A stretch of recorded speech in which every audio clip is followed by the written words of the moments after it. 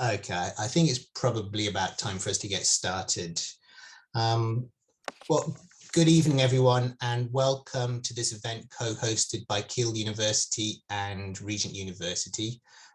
My name is Russell Clark, and I'm head of Keele University's Language Centre, and I am very happy to be hosting this event this evening.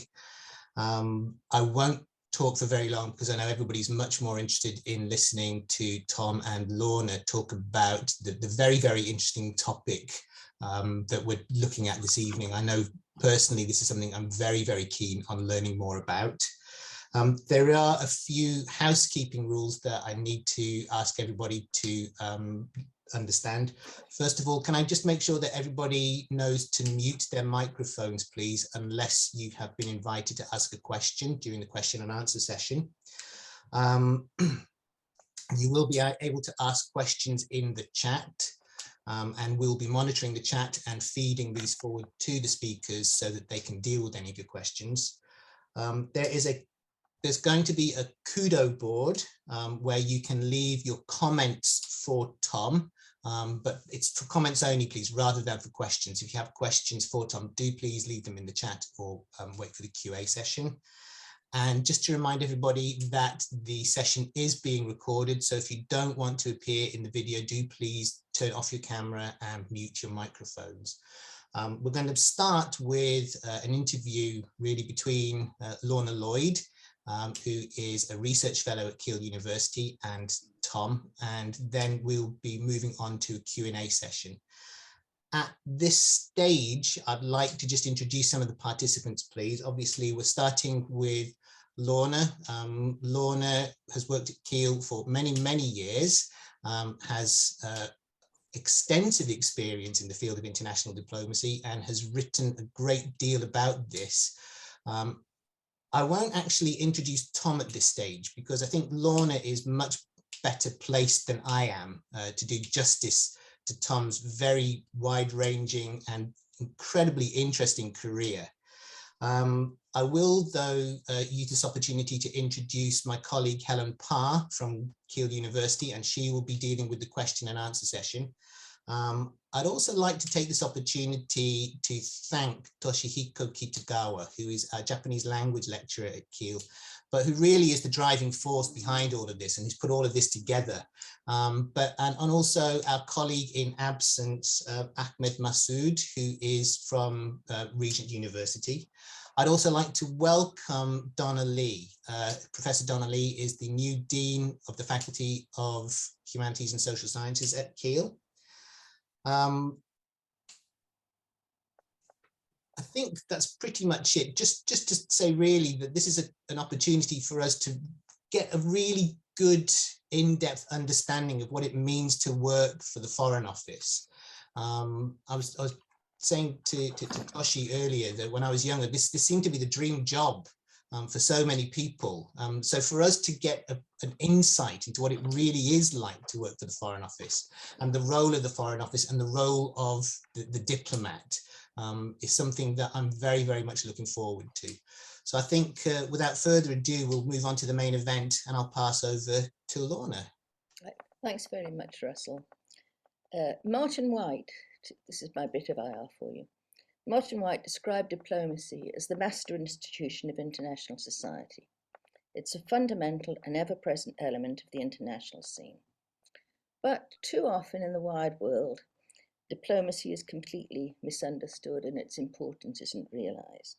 Diplomats are caricatured living the high life, drinking duty-free whiskey and not worrying about things like collecting parking tickets or paying the London congestion charge, let alone committing murder and various other things. They have diplomatic immunity, so they can just go home.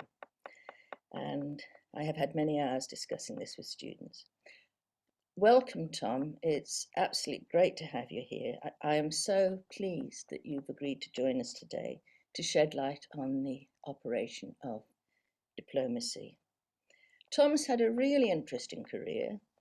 He's worked in Paris, in Bogota, Colombia, in New York at the UN, in Bonn, in Bangkok, in Bratislava, Slovakia. He's also been High Commissioner to Zambia, Acting High Commissioner in Malawi, and Ambassador to Guatemala and Honduras. He's married to Carolyn Davidson, who's also a diplomat, and those of you who were here with us last year might well remember Carolyn. Tom and Carolyn became the FCO, as it then was, the Foreign and Commonwealth Office, first ever job sharers as head of mission. They also job shared as deputy head of mission in Bratislava.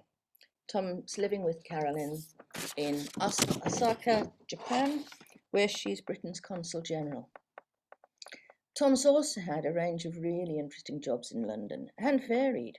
He's been responsible for Britain's global consular policy, that is helping British citizens and trade. Oh, it's a huge long list, I think, of jobs that consuls do, but it's a very important job now, but we'll come on to that. He worked on the 2012 Olympics, and he's worked on the Foreign and Commonwealth Office departments dealing with Asia, the Pacific, Central and Southern Africa.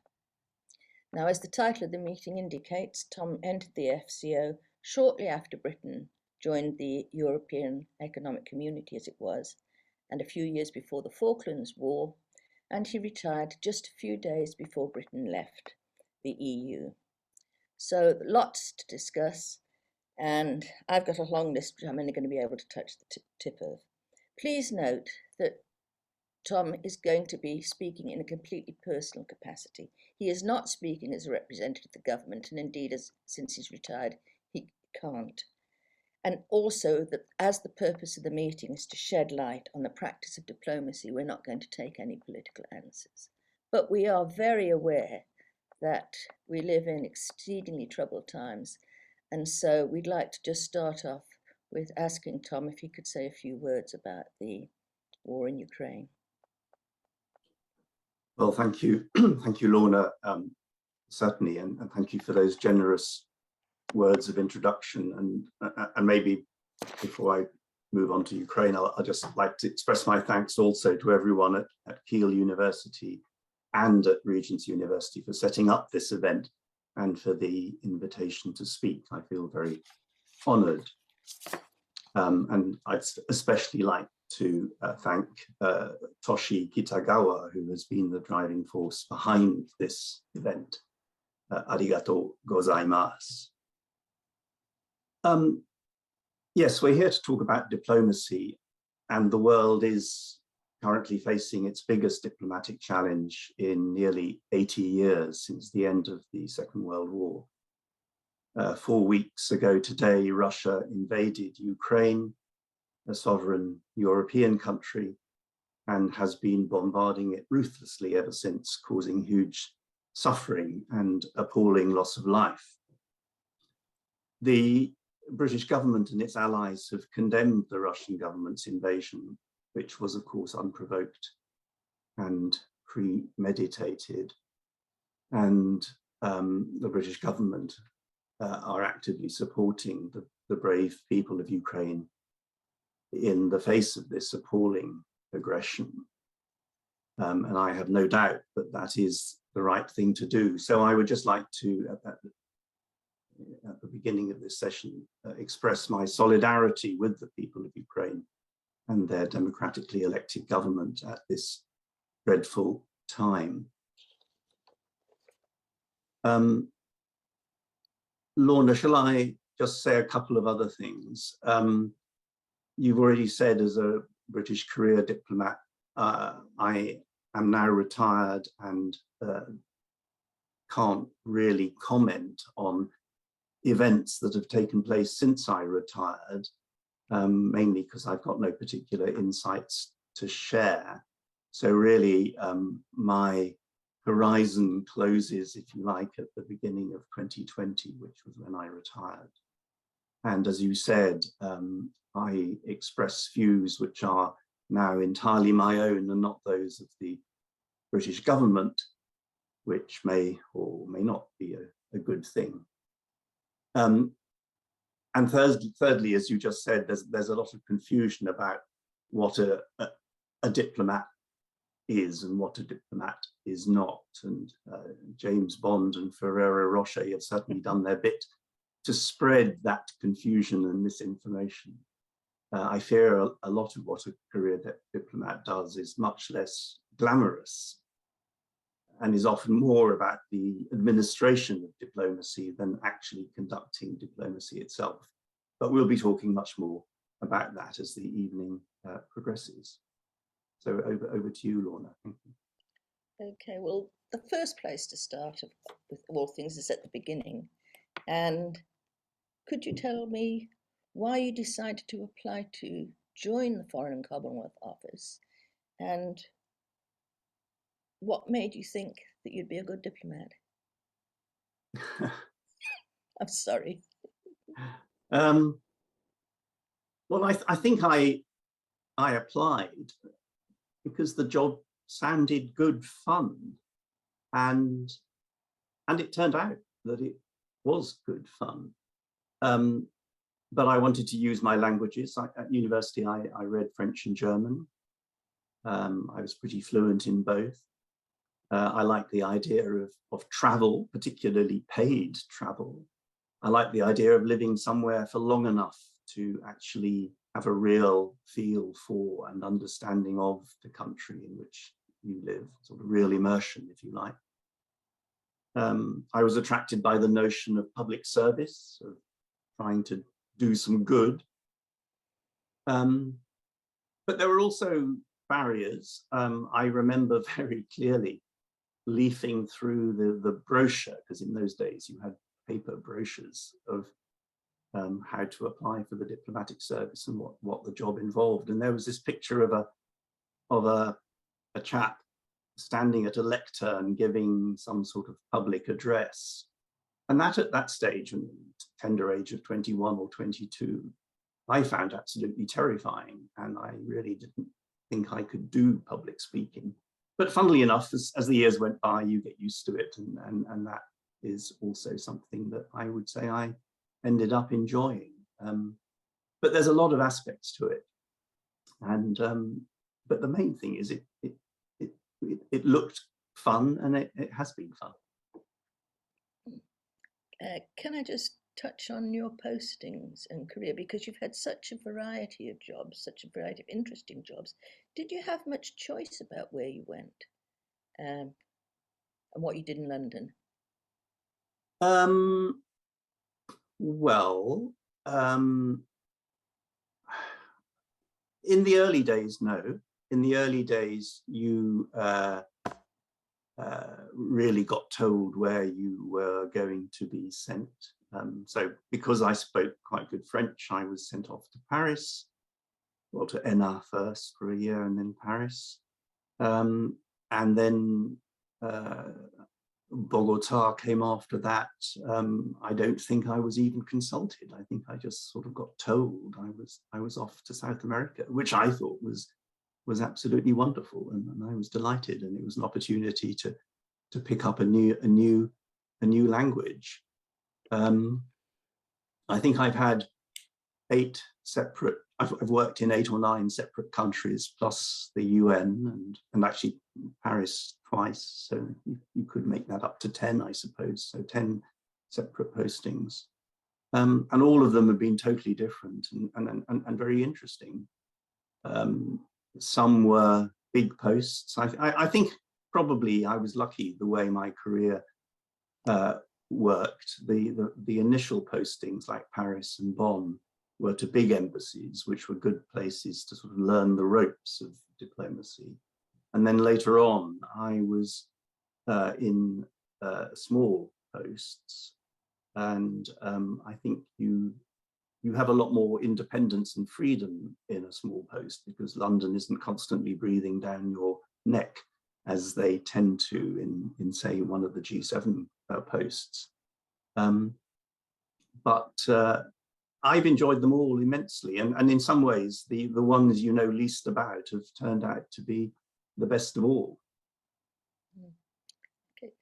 And I wonder if we could go on from that to how do you spend your time? What do diplomats do? I found when I was teaching diplomatic studies, it was very difficult to give students a feel for what it felt to be like a diplomat. I wonder if you could tell us what it feels like, and just what do you do when you're abroad?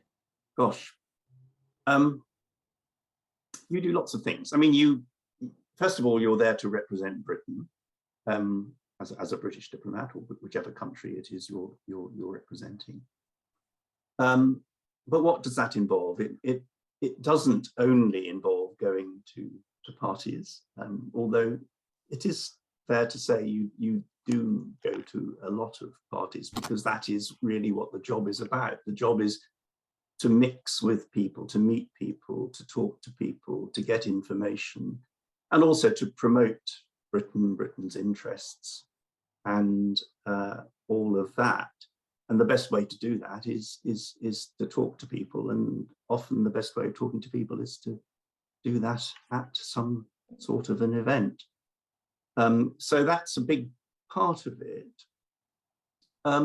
What else do we do? Well, we present and promote British values, democracy, rule of law, human rights, freedom of the media, and all sorts of other sort of good governance issues. Now, of course, the Foreign Office has recombined with the Department for International Development, and development is now something that the Foreign Office does together with former colleagues from DFID, and that's a very significant part of our combined effort as well, particularly obviously in the developing world. But over the years, I think the job has changed. I mean, when I first started in the Foreign Office, the embassies overseas did all sorts of things that they no longer do. For example, we issued visas. Nowadays, the visas are handled directly by the Home Office. We issued passports, whereas now passports are handled directly from the Passport Office. We did trade and investment promotion, but that then got farmed out to what was known as UKTI, and now the Department for International Trade. And I think increasingly the focus of British embassies now is mainly on foreign security and consular policy, and as I said, promoting British values.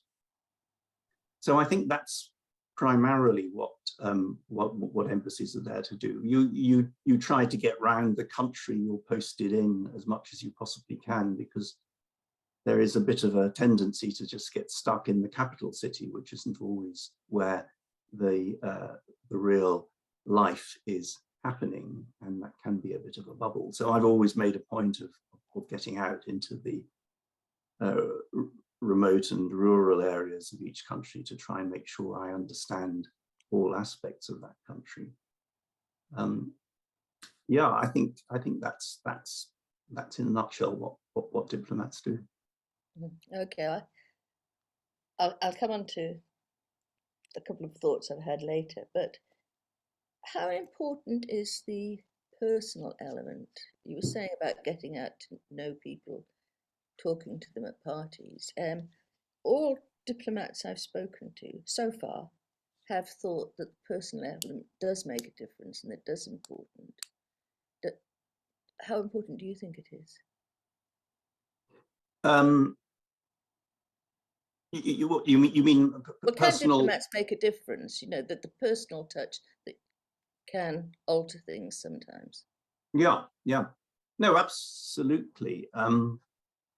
And I think this, I suspect, is where the recent pandemic has made things so difficult, because you really do need to get to know people really well to be able to get beneath the outer face and really understand what it is that motivates country X or country Y to want a particular thing.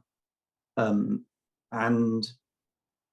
I think doing that over Zoom is probably much more difficult than it is face to face. I mean, for example, when my first job in Paris, I used to go over to the French Foreign Ministry, the Quai d'Orsay, regularly and try and talk to them about Latin America, French policy in Latin America and French policy in Africa.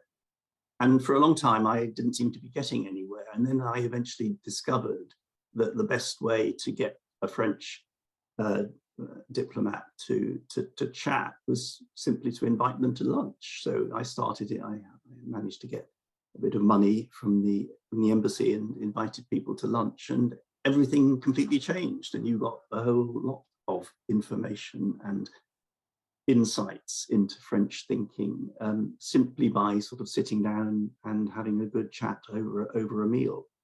So I think the personal contacts do matter, and language also matters. You need to do it in the language of that person's native tongue. Very often you'll find, particularly if the person you're talking to is another diplomat, they will be perfectly happy to speak in English, but I've always made it my task whenever I possibly can to speak the foreign language. My French, German and Spanish certainly was up to that standard. Regrettably, my Thai never quite made it beyond sort of survival level, and Slovak got roughly halfway. But even so, even when you make an attempt to speak the foreign language, it sort of breaks the ice and helps a lot. So I think a combination of personal contacts using the foreign language makes a big difference. One little anecdote: when I was working in Bonn, I was often lobbying the Environment Ministry on various complicated issues to do with environmental regulation in the EU, because of course we were still members then, and used to get instructions from London saying, please lobby the Germans on lawnmower noise reduction or something, because British jobs depend on it. We need an exemption on lawnmower noise to allow British lawnmowers to be sold in Germany and across the EU. So I had no idea how I was going to do it. So what I did was I just did my pitch in German, and the officials listening to me said afterwards that I was the first diplomat they'd ever come across who did his lobbying in German, because everyone either did it in their own language, point out the French always speaking French, or they did it in English. But I wasn't going to do it in English. I did it in German, and the German said, well, we don't really agree with you, but because you made the effort, we'll give you this exemption. And sure enough, it went through. So it does make a difference, I think, speaking a foreign language well. So following on from that, you referred to COVID, and I did want to ask you about the impact of COVID on diplomacy. I assume that resident missions have been denuded of some of the staff, and you were saying that it's made it difficult to talk to people and achieve things. But have I got the right idea? Can you comment any more on the problems it's caused? Well, COVID struck just after I retired, so I haven't had sort of first-hand experience of working under a sort of COVID imposed scenario. But as you said, my wife is a fellow diplomat, and she is still working, and I can see from her experience that it is actually very restrictive. She was working from home over Zoom for most of the last 2 years, and now in Japan is only slowly getting face-to-face meetings with people. I think Japan is a little bit behind the UK in its policy of opening up again as the epidemic or the pandemic wanes. And so Japanese ministries are still tending to want to do stuff online rather than face to face, and I suspect that might continue for some time. But it is very difficult, and it does have a major impact. Yes, a lot of people, certainly in the early days, did either travel back to the UK from British embassies overseas or get stuck in third countries. We had a lot of people getting stuck around the world because airlines simply stopped flying. And in fact, the first few weeks of the COVID pandemic, the Foreign Office was in full crisis mode, chartering aircraft and all sorts to get people, not just staff, but British nationals who were stuck in places overseas, get them home. And that was a very complex and costly exercise as a direct consequence, obviously, of the pandemic. So can we move on to public diplomacy? Yeah. You were talking about changes, and I think certainly it seems public diplomacy became very trendy around the beginning of the century, and we were hearing about it all the time. And I think that Britain's been practicing a fair amount. I'm not sure how much you can measure what public diplomacy achieves. People seem to believe it achieves something, but I think you did a certain amount of it in Thailand, in Bangkok, or have I got it wrong? Yeah. Well, I certainly did that. I was one of the embassy spokespeople in Thailand when I was posted there. And I've done quite a lot of public diplomacy since then as well, particularly as heads of mission, either High Commissioner in Zambia or Ambassador in Guatemala and then Honduras. I mean, in Bangkok, the issue really was consular cases. The British press, and in particular the tabloid press, was absolutely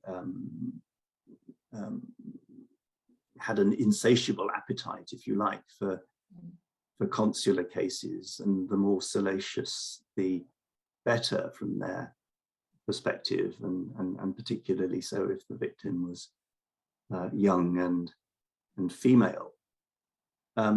And so my job really was to protect the consular confidentiality, protect the unfortunate individual who was at the heart of these cases and their immediate family from too much press intrusion, and to give out only sort of very basic facts about consular cases. And we always have complete separation. We never allowed the people dealing with consular work to actually speak directly to the press. We always went through a spokesman who was, as I said, sometimes or largely me. So that was Bangkok. Public diplomacy, is it effective? I think it can be. I mean, every embassy does it. Every embassy puts out its take on things. I think social media has transformed what public diplomacy looks like. And I think one of the things that is actually now very effective is for people to try and build up their Twitter following by just being sort of interesting and doing sort of slightly unusual things. And then you can sort of use it also to get across core messages about what Britain's values are. But you know, lots of people now have their Twitter feeds completely full of their weekend activities and their pets at home and all sorts of things, just in order to try and increase their the number of their followers. So I think public diplomacy is changing. but it's a very important bit of what an embassy and an ambassador does. Well, I enjoyed reading your blogs, so. Oh, I'd forgotten about blogs. Yes, I used to write blogs as well. I'm not sure people still do write blogs. Maybe they do.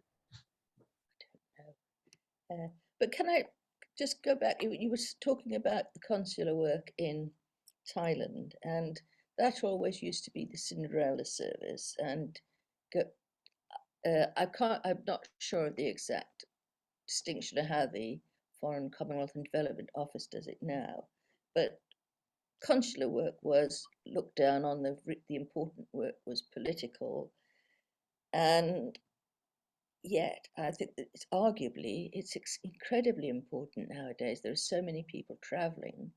We live in a world with tsunamis and earthquakes and things like that. So I wonder if you could tell us a bit about what you did when you were deputy head of the Consular Assistant Department. Is it as exciting, or is it as important as I believe it is? Yeah. Well, I think you called it just now the Cinderella service. I mean, I think when I joined the Foreign Office back in 1976, it probably was the least sought after bit of the Foreign Office to work in.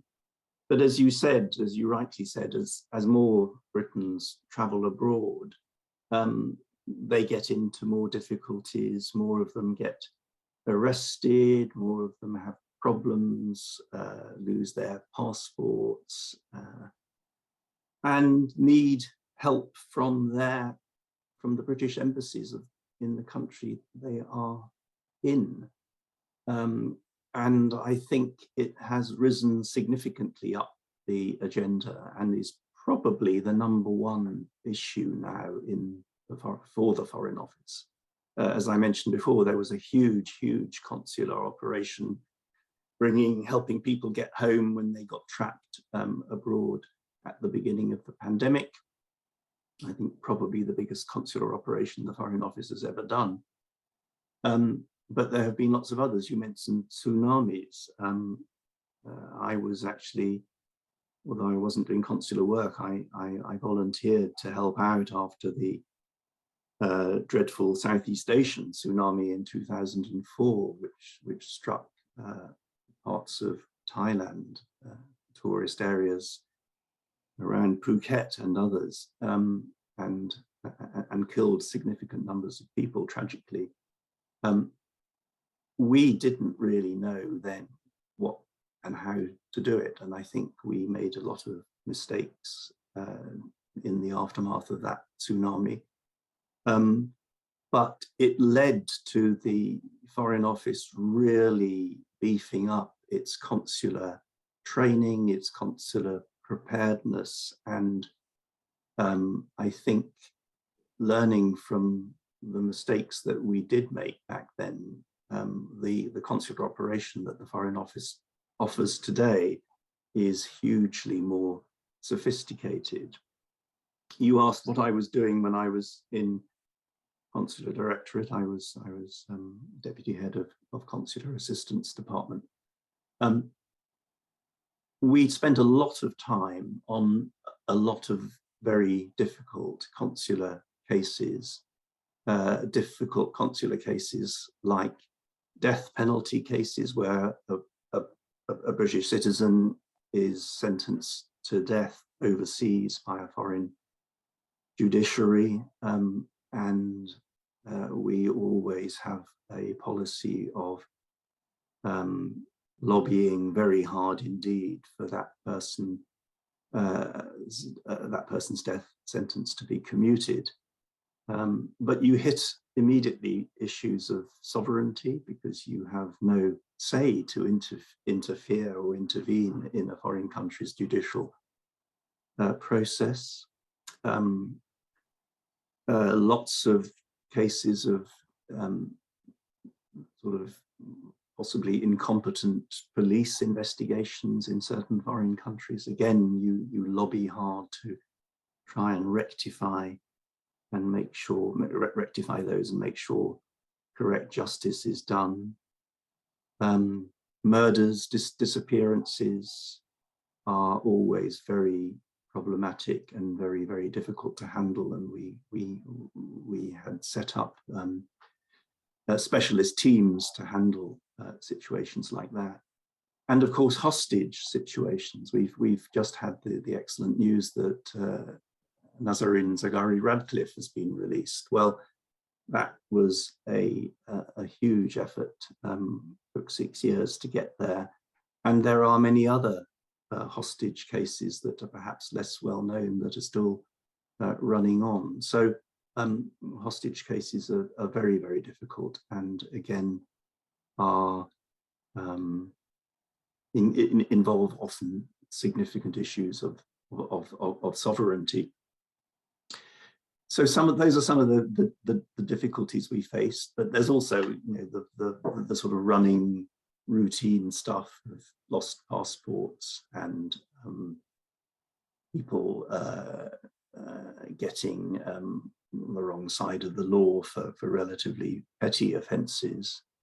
But there are a surprising number of British prisoners abroad, in the thousands, and all of those have to be visited at regular intervals by British consular officials and checked, and then, you know, who go and check on their welfare, and all of that needs to be recorded and monitored. So there is a lot of consular work going on, and I think the consular team, the global consular team, is actually the biggest bit of the Foreign Office. It's certainly the consular departments in London are by a long way the biggest parts of the Foreign Office.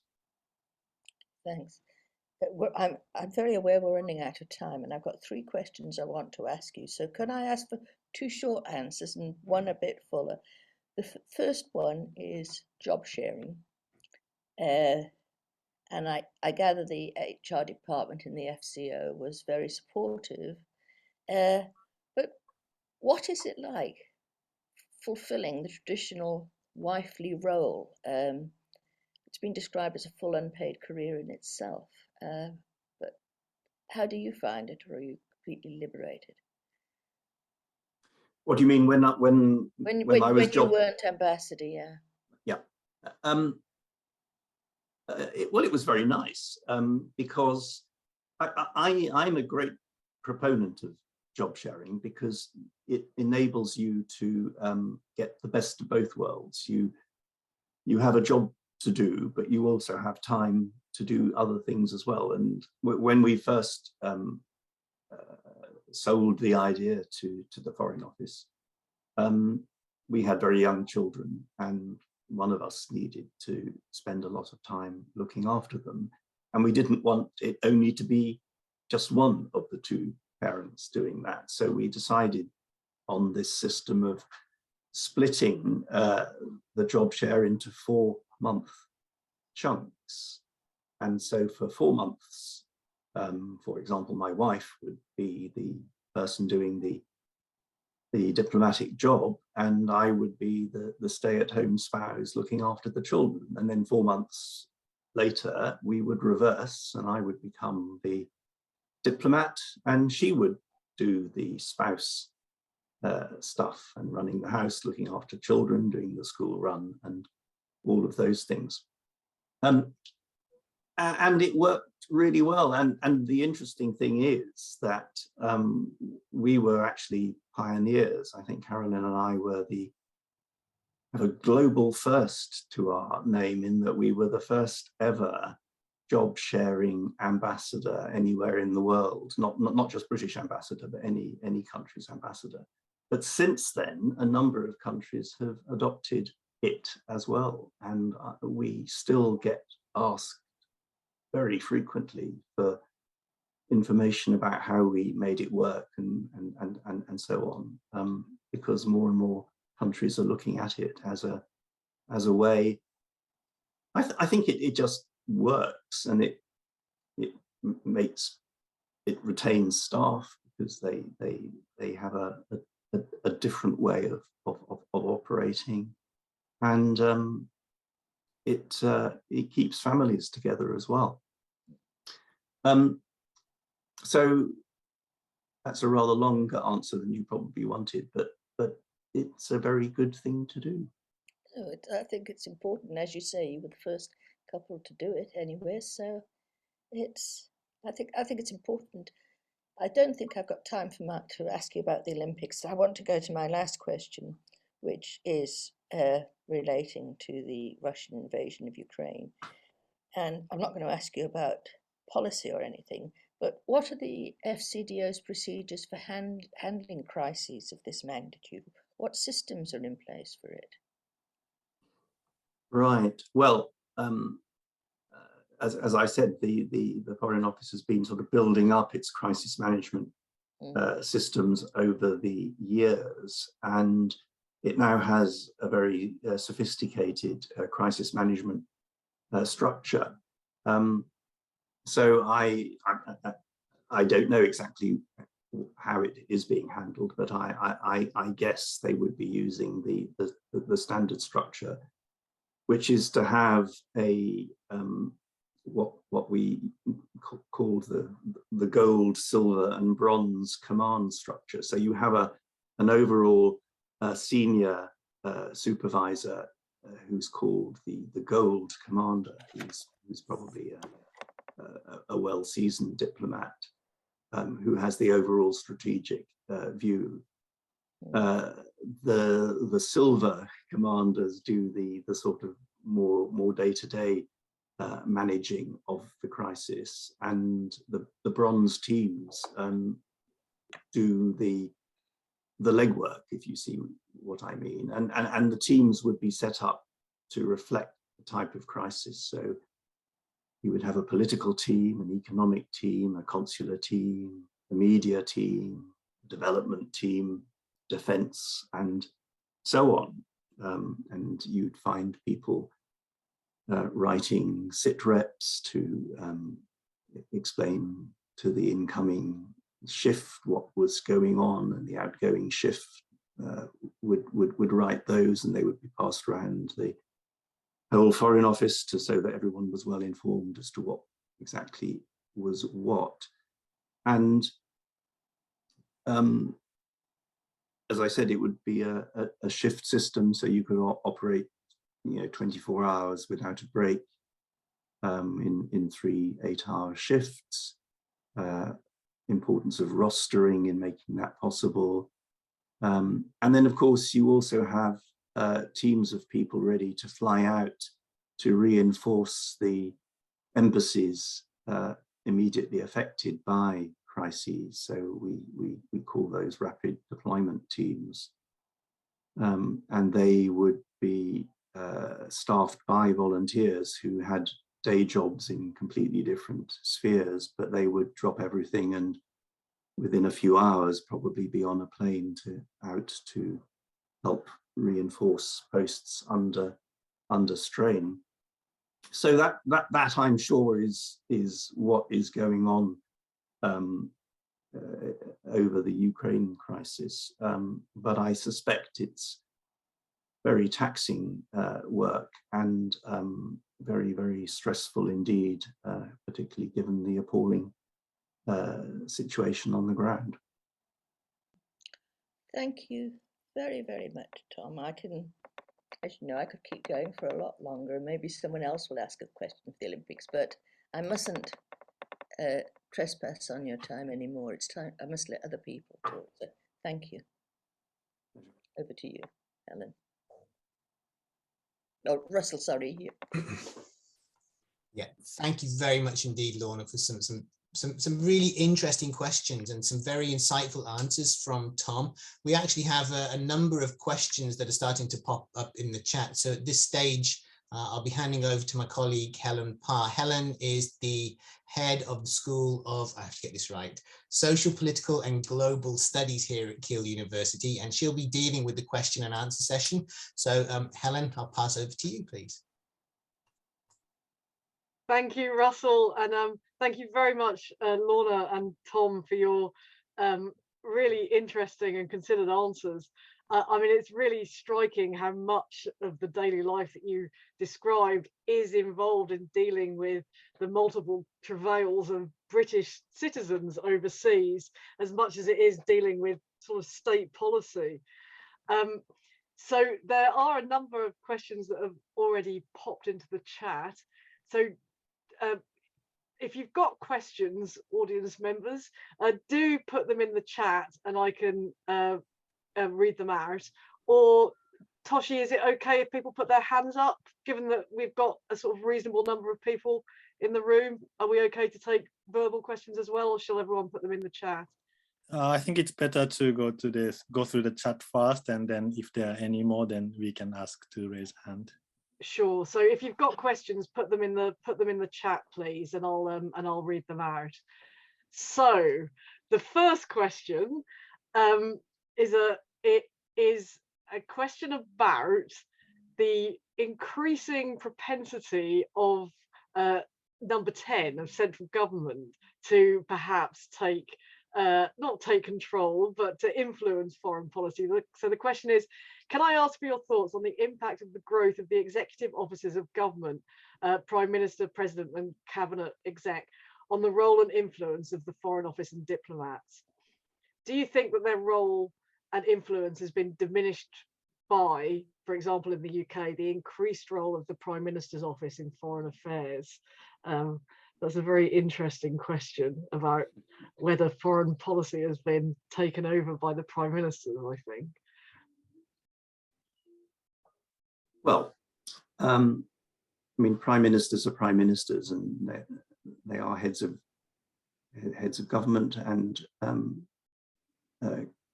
are, I think, any country's #1 diplomat, effectively.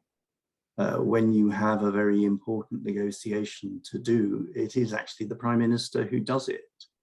And you know, as today in Brussels, the prime minister will be with President Biden and all the NATO colleagues talking about Ukraine, and it will be handled at that level. So I don't think it's surprising that things are passed sort of upwards to prime ministers. In the days when we were still in the European Union, you had the European Council meetings every few months, which again was at head of government level. So it's inevitable that prime ministers need to be fully involved. But there's a lot of stuff that goes on that is far too sort of detailed and mundane to be handled at that level. And I think that is where the career diplomats really come into their own. But I think there's perhaps a misunderstanding as to where the responsibilities, I mean, a misunderstanding perhaps revealed by this question, where the responsibilities of officials stop and ministers start. Officials are there to support the government of the day, certainly under the British system. And yet it is the government, so the ministers, who set the agenda for those officials, not the other way around. The officials don't set the agenda for the ministers. So I think it's perfectly normal for you know, ministers and prime ministers to be involved in diplomacy, and indeed you know, the foreign secretary and the 4 or 5 or however many junior ministers in the Foreign Office are doing that all the time.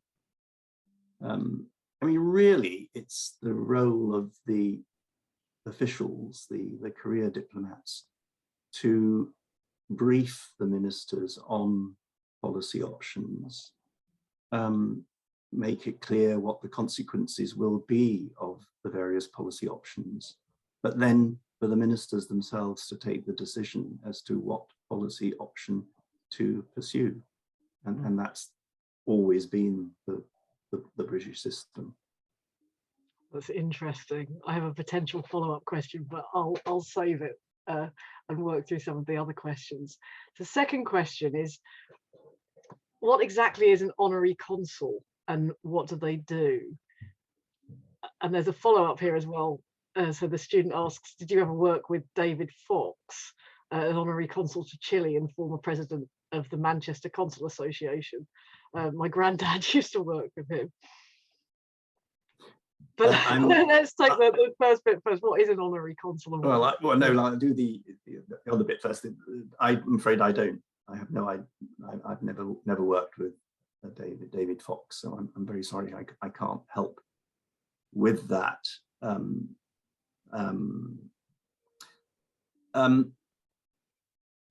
What is an honorary consul? An honorary consul is basically a person or the person that runs a branch office of an embassy. Now, for example, in Japan, we have the embassy in Tokyo, which is obviously the capital, which is where you would expect the embassy to be.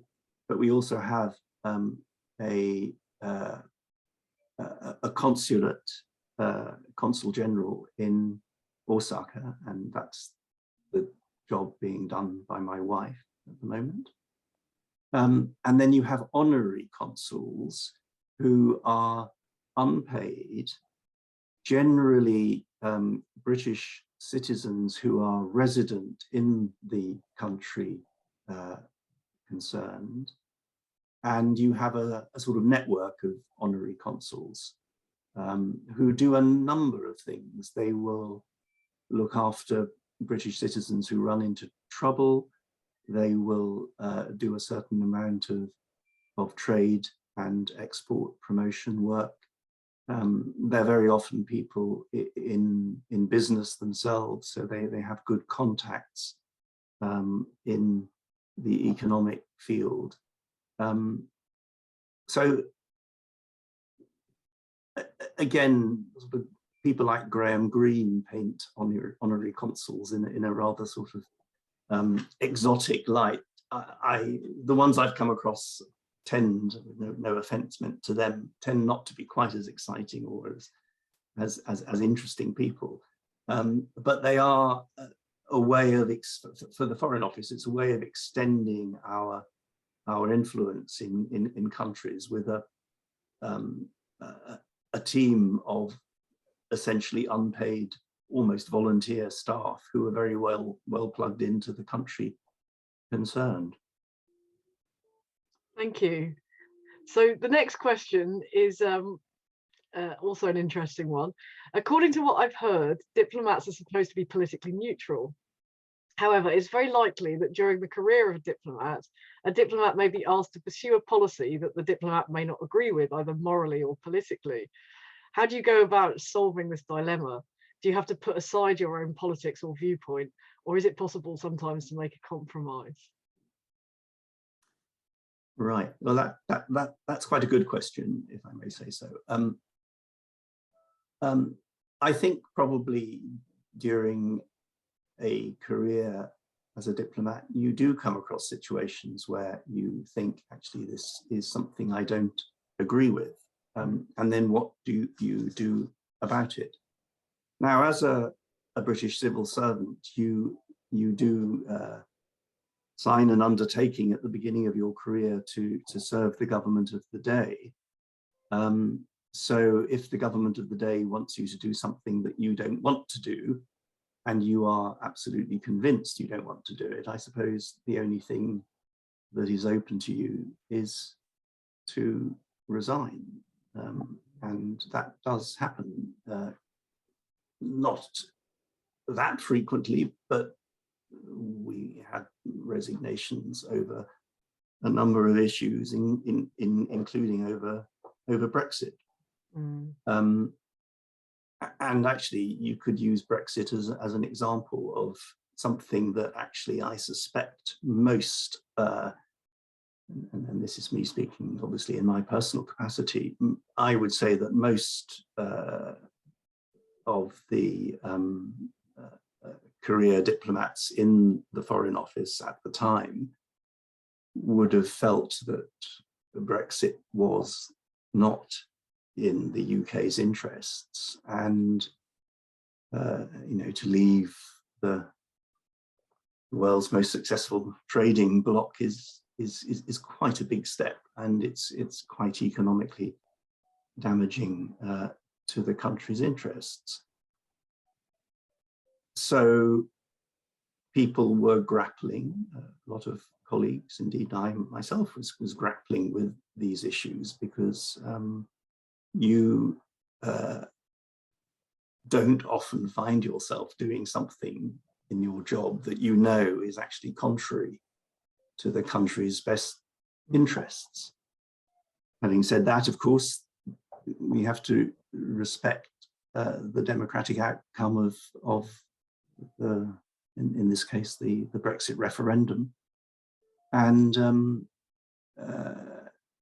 so it's a complex issue. I don't think there is an easy way of resolving it. I think a lot of people, even if they disagree with the policy decision, still stay in their jobs trying to sort of make as good a job of it as they can. I mean, I think a lot of people would feel that, as soon as you had to do something you didn't really like, if you just resign, then that means then that the job gets done by someone who thinks it probably is quite a good idea, and the impact is actually worsened.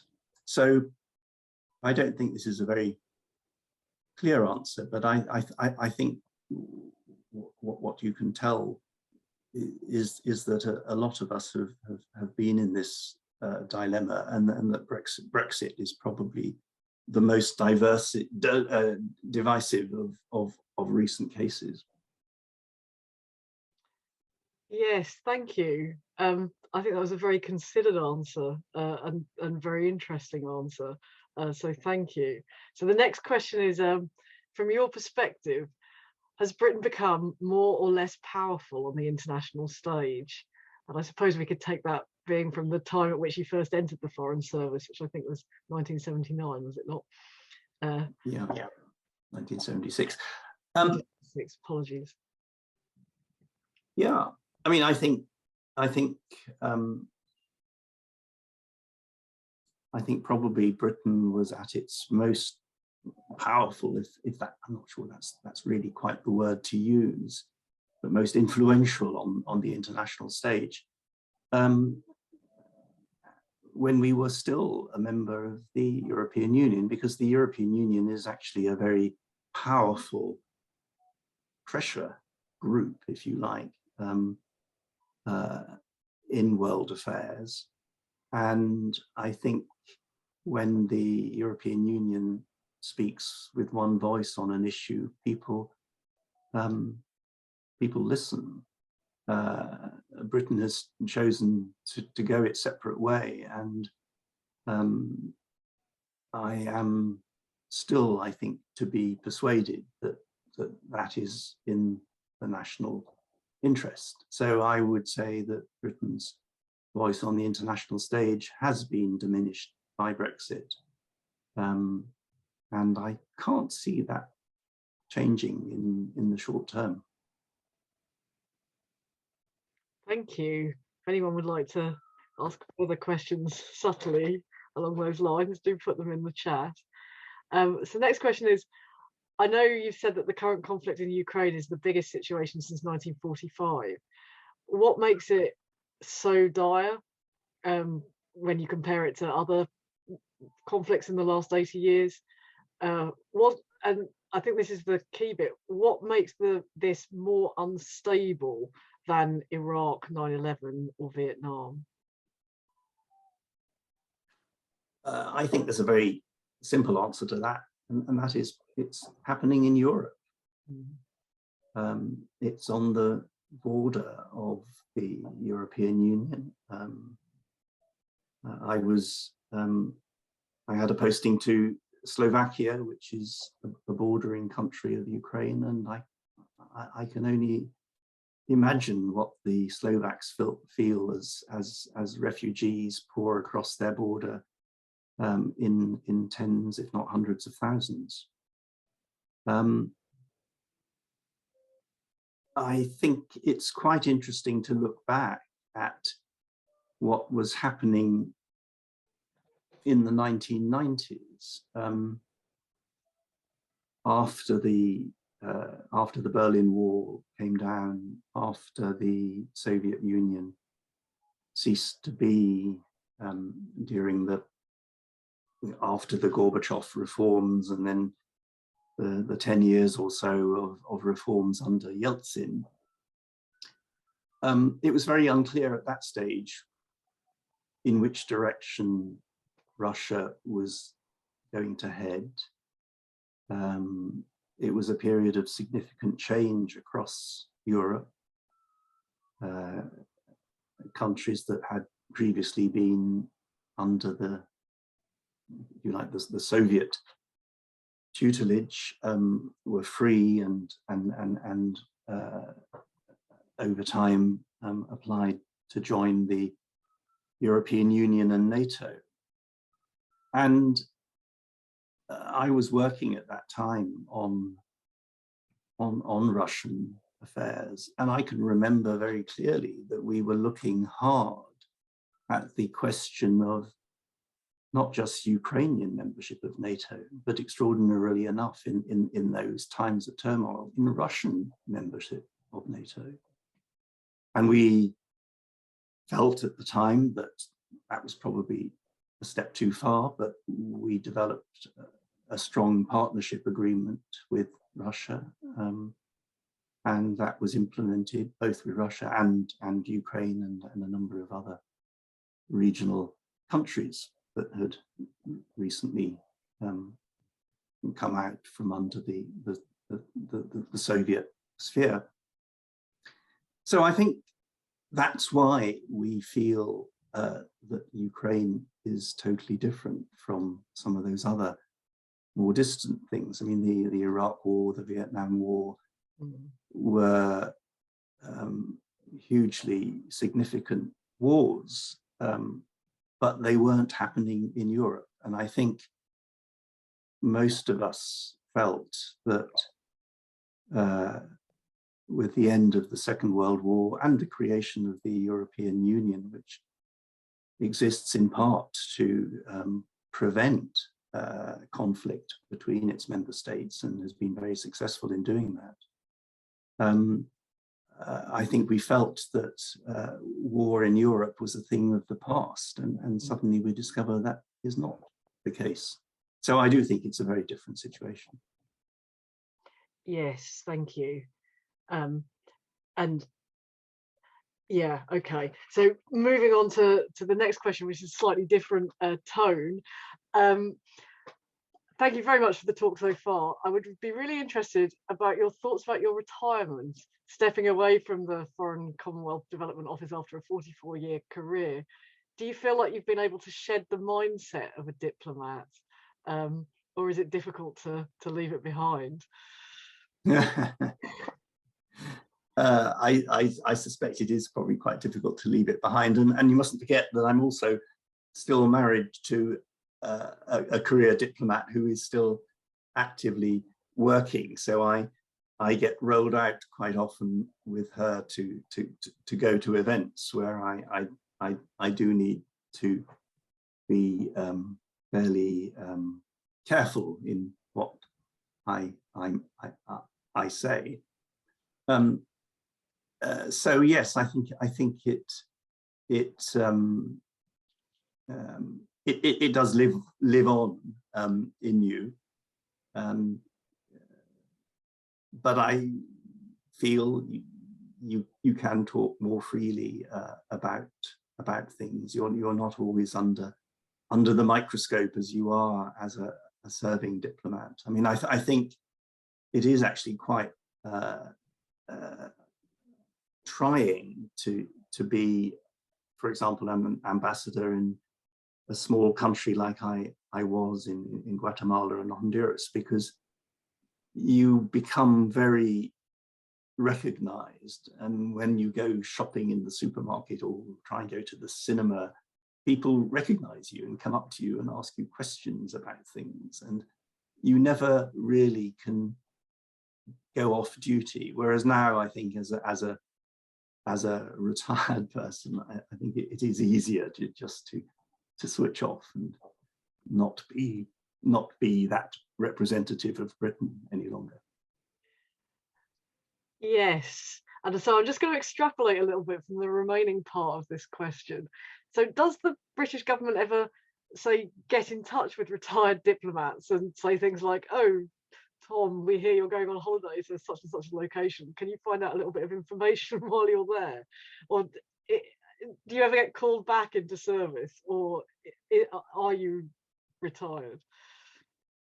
I think occasionally, I'm not quite sure which way around it happens. I think some people offer their services and get accepted back again, but no, in my case, I haven't done anything since I retired, and I'm quite happy for that to be the case. Yes, I can imagine. So there's one more question. I think we would have time for a couple more. If anyone else has got another question, please do put it in the chat. So this is an interesting question too. How much of a say does a new diplomat have nowadays over where they get deployed? So I assume that a student is saying, I have a special interest in East Asia and have spent many years studying Chinese and Japanese. If I were lucky enough to become a diplomat, would those language skills increase my chances of working in East Asia? Or do you only get a degree of choice over deployments as you become more senior? That's a good question. Yeah, no, that is a good question. And I think there's a fairly straightforward answer to that as well, which is that well, I was describing how in the early days of my career, I was basically just told what my next job was going to be. Now the Foreign Office has a much more sophisticated system in place, where basically each job that comes up is advertised internally, and people apply for it if they think they are qualified to do it. And then, depending on the number of applications, the shortlist is drawn up, and then the top 3 or 5 are interviewed, and the one who beats the competition gets the job. Now, if you happen to be a specialist in this case Chinese or Japanese, and you were applying for a job in China or Japan, I think your specialization would be taken very much into account, particularly if you also happen to speak the language. And so, yes, it would increase your chances of working in that part of the world. And it would also increase your chances, I would have thought, of getting into the Foreign Office in the first place. I sort of went in as a very green and young, very recent graduate, and I think nowadays most people would do something else first before joining the Foreign Office.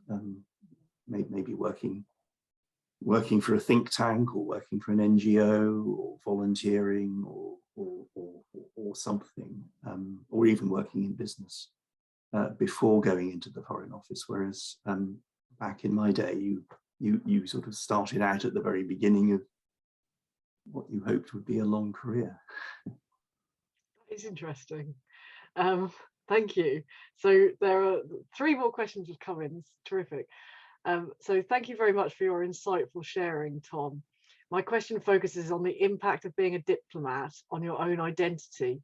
You've been to many places long enough to build deep and meaningful connection, and at the same time to represent the British government as a career diplomat. Would you mind sharing with us whether and how your own identity has changed? And my colleague adds, thank you, Lorna, Russell and Toshi for organising this wonderful event. So the question is, would you mind sharing whether or how your identity changed throughout the course of your career? Gosh, that's a more difficult question. I mean, I don't think I really know whether my identity has changed as a consequence of my career. I think what does happen is that you get quite sort of drawn into the country in which you're working. You know, I got posted to France, and got very interested in French politics, then to Colombia, and very, very interested in the challenges of drugs and mafia and terrorists that country was confronting. You do get sucked into the local scene quite considerably, and that does stay with you for the rest of your life. And you know, whenever despite it being 30 years ago, whenever I see an article in a newspaper about Colombia, I will read it, simply because I spent 3 years of my life living there and retain that interest. So I suppose that does affect your identity, because I wouldn't have, you know, had an interest in Colombia if I hadn't done that particular job. So it is formative, if that's what you mean by identity. I mean, the other way of looking at it would be, does it mean you don't have an opinion on anything? Because diplomats are not supposed to have opinions. I think diplomats do have opinions. They're just generally quite good at hiding them. Maybe it's quite nice now that I'm retired, not to have to hide my opinions quite as much as I used to. Yes, I suppose that's also an element of identity, isn't it? This really is very interesting. Thank you. So this is also a good question, maybe also difficult to answer. During your career, did Labour and the Conservatives approach diplomacy differently? Gosh. Well, during my career, let me have a look. I had eight different prime ministers, three Labour and 5 Conservative. I don't think there was a perceptible difference, to be honest, in the way the two parties dealt with foreign policy, or indeed dealt with the Foreign Office. I think it was more an individual thing with each prime minister. I remember back in the day, Margaret Thatcher being quite suspicious of the Foreign Office and not necessarily wanting to take Foreign Office advice on things. But then I can remember Tony Blair possibly doing something similar, and each having their own sort of teams in Number 10 working on foreign policy to sort of check that what the Foreign Office was suggesting was sensible and aligned with their party politics. So no, I don't think the parties had different ways of doing it. I think it was the individuals that did things differently, and of course the individual foreign secretaries as well. Yes, yes, thank you. So we do have a couple more questions. I think we've got time for a couple more questions, haven't we? Is that okay? And we've got one comment, which is to say thank you very much, Tom, for answering my questions. I really appreciate it, as I've been mulling them over for a long time. Now I'm even more keen to become a diplomat in the future. So that's nice. So the questions are, could you please tell us how and what did the FCDO or you get involved with during the Olympics? Are international events like the Olympics important to diplomacy?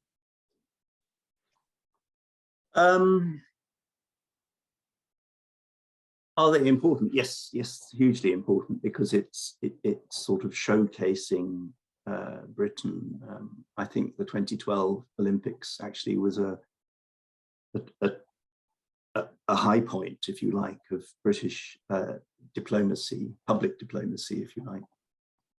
Because although obviously it's primarily a sporting event, you know, Britain is on show.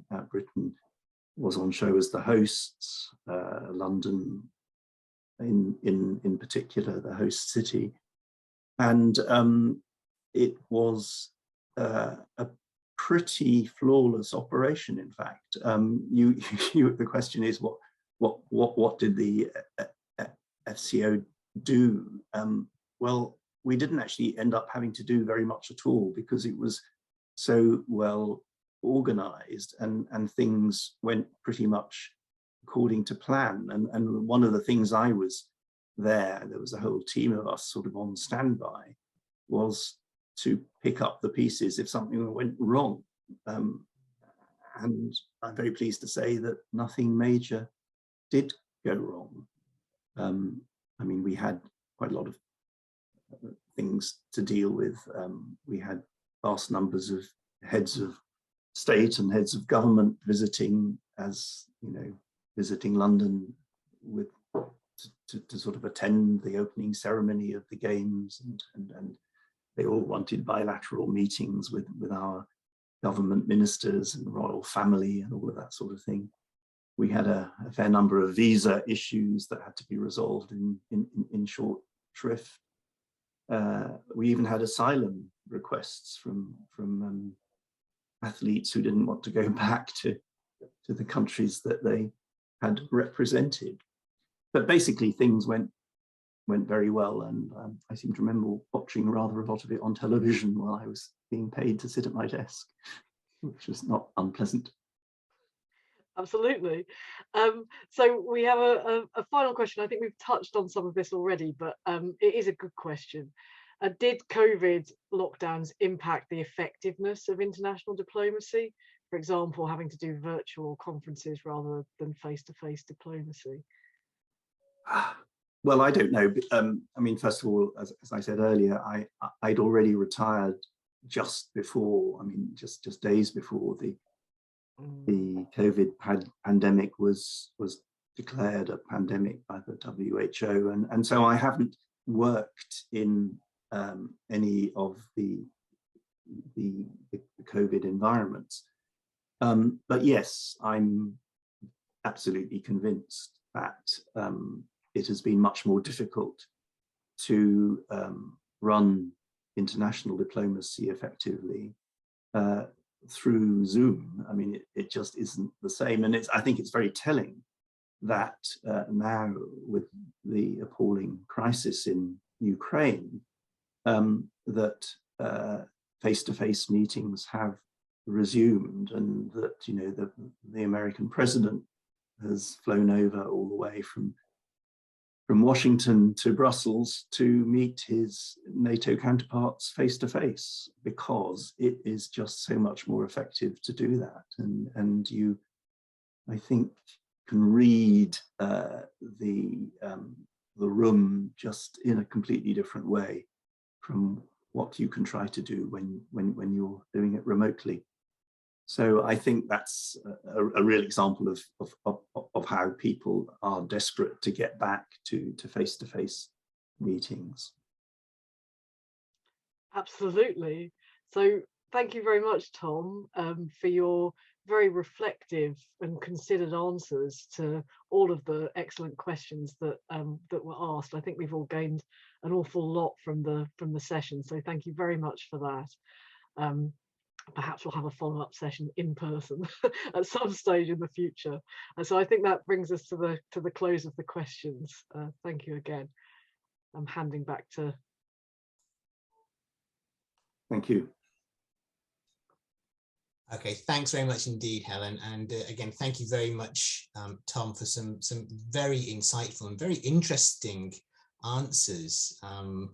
And I'd also like to thank the audience members who put their questions in chat. There are some very good questions there, I thought, that really teased out some of the subtleties and the intricacies of what it means to work in Tom's career. We're starting to bring the event to a close now, but before we do, I'd just like to share a couple of my own reflections. And I've made two notes here that I think are actually really quite important as takeaways. One is just the variety of work that a career such as Tom's involves. And as we now know, it's not just about tuxedos and dinner parties. There's so much more to it that takes place that probably we're not even aware of. And the second thing that I've taken away from this is the importance of an understanding of language and culture.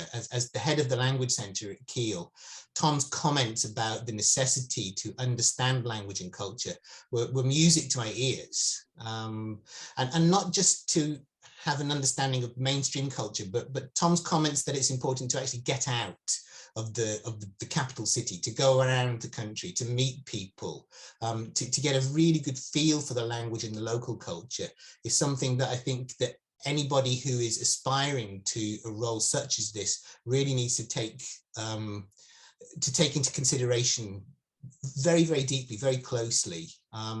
So I would encourage any student that's thinking about taking part in this kind of career, and so it was nice to read the comment by one of the participants about how this has inspired him now to further his career ambitions.